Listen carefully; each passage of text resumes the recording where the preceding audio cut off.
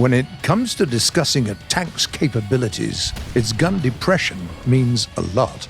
Tanks with guns that have a depression of less than -8 or -9 degrees are not really effective on uneven terrain. Tanks with guns that have good depression, on the other hand, perform really well both on the top of a hill or in the bottom of a valley.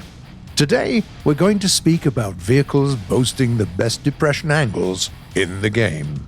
Or, in other words, the vehicles that can easily use complex terrain to their advantage. Most Western tanks have guns that can point down at an angle of -8 or -9 degrees, sometimes -12, even -13, and honestly, that's not bad. We'll start our list though with vehicles that have a gun depression of at least -14 degrees.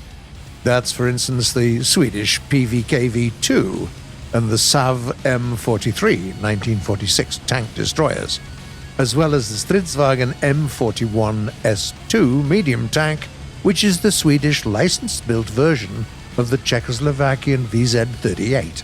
Needless to say, thanks to their extreme firepower, tank destroyers are a class that benefits the most from having good elevation and depression, as they can often eliminate an enemy with just a single shot.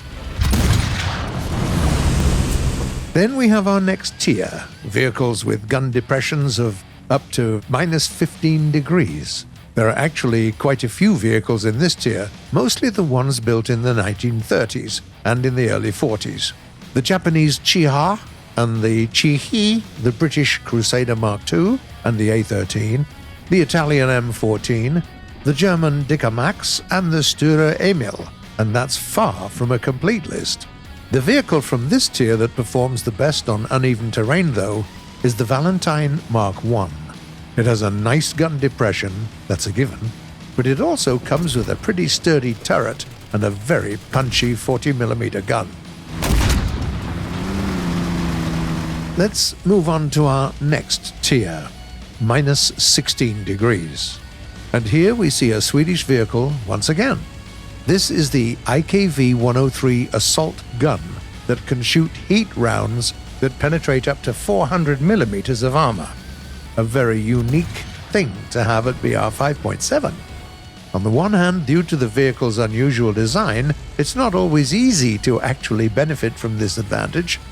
On the other hand, do you know how many rank 4 vehicles that can penetrate experimental heavies from the front at basically any distance?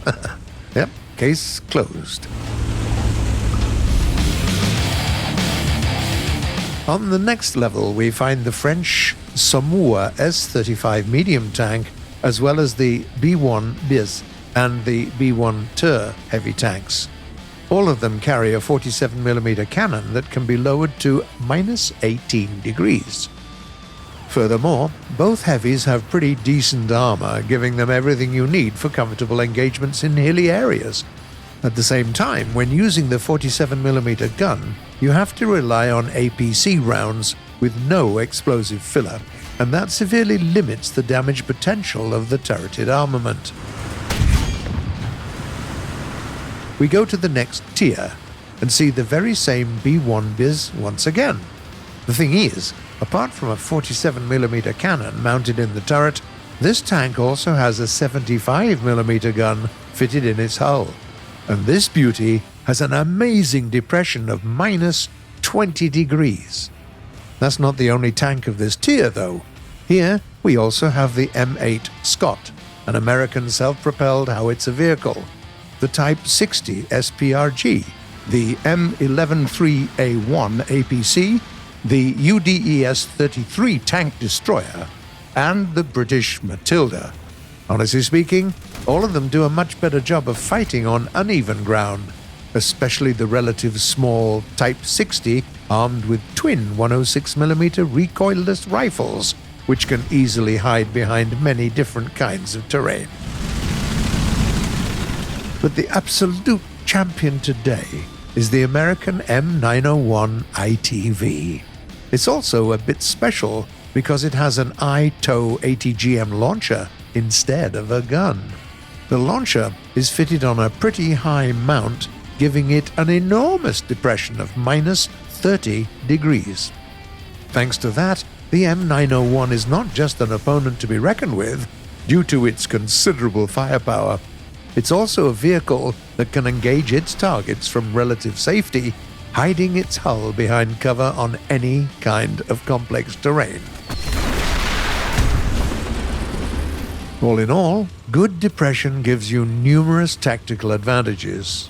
Are you looking for good depression when choosing your next tank? What is your top priority? Tell us in the comments below.